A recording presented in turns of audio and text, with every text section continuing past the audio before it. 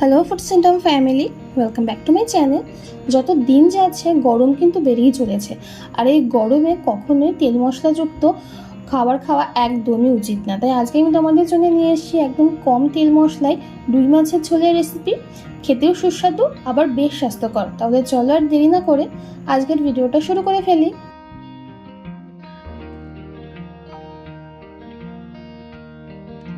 রুই মাছের ঝোল বানানোর জন্য প্রথমে আমি মাছগুলোকে ভালো করে পরিষ্কার করে নুন হলুদ মাখিয়ে বেশ কড়া করে ভেজে নিয়েছি।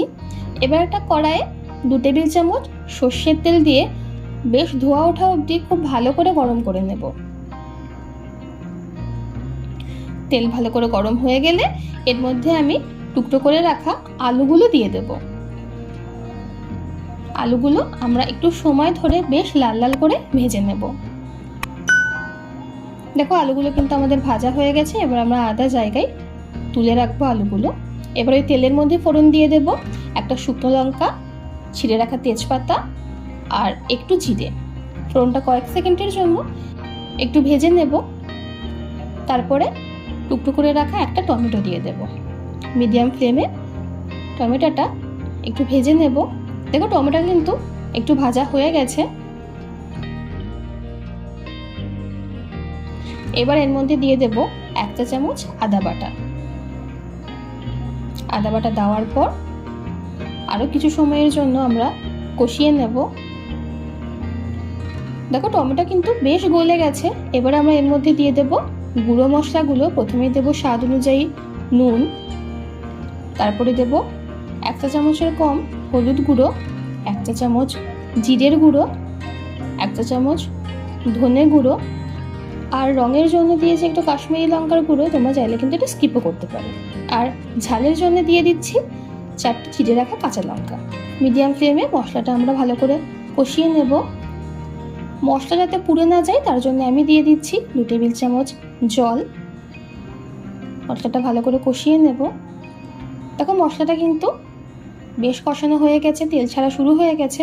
আর সমস্ত স্বাদ ব্যালেন্সের জন্য দিয়ে দিয়েছি একটু চিনি। আবারও কয়েক মিনিটের জন্য কষিয়ে নেব। দেখো মশলা কিন্তু আমাদের একদমই কষে গেছে আর তেলও ছেড়ে দিয়েছে। এবার আমরা আগে থেকে ভেজে রাখা আলুগুলো দিয়ে দেব। আলুর সাথে মশলাটা আর একটু সময় কষিয়ে নেব।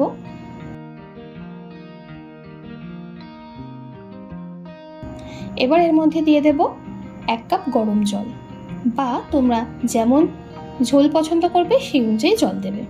5 থেকে 6 মিনিটের জন্য ঝোলের মধ্যে আমরা আলুটা ফুটতে দেবো। এর মধ্যে কিন্তু আলু প্রায় সেদ্ধ হয়ে যাবে। এবার আগে থেকে ভেজে রাখা মাছগুলো আমরা দিয়ে দেব আর ভালো করে নাড়িয়ে নেব যাতে মাছগুলো ঝোলের মধ্যে ডুবে যায়। এবার আমরা ঢেকে রান্না করব 4 থেকে 5 মিনিটের জন্য। এর মধ্যে কিন্তু আলুও পুরোপুরি সেদ্ধ হয়ে যাবে আর মাছের মধ্যেও পুরো ঝোল ঢুকে যাবে। আমাদের মাছের ঝোল কিন্তু প্রায় রেডি হয়ে গেছে আর আলুটাও কিন্তু বেশ ভালো করে সেদ্ধ হয়ে গেছে। নামানোর আগে আমি দিয়ে দেব 1/4 চা চামচ গরম মশলা গুঁড়ো আর একটু ফ্লেভারের জন্য কাঁচা লঙ্কা কুচি।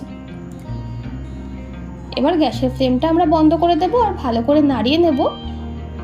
আমাদের একদম কম তেল মশলায় রুই মাছের ঝোল কিন্তু একদম রেডি হয়ে গেছে গরম গরম ভাতের সাথে সার্ভ করার জন্য। আশা করছি ভিডিওটা তোমাদের ভালো লাগবে। ভালো লাগলে অবশ্যই লাইক কমেন্ট শেয়ার করো আর আমার চ্যানেলটা প্লিজ সাবস্ক্রাইব করে দিও। আর আমার ভিডিওটা যারা ফেসবুক পেজ থেকে দেখছো অবশ্যই পেজটা ফলো করে দিও। আজকের মতো এইটুকু, আবার দেখা হবে একটা ভিডিওর সাথে। সবাই খুব ভালো থেকো, টাটা।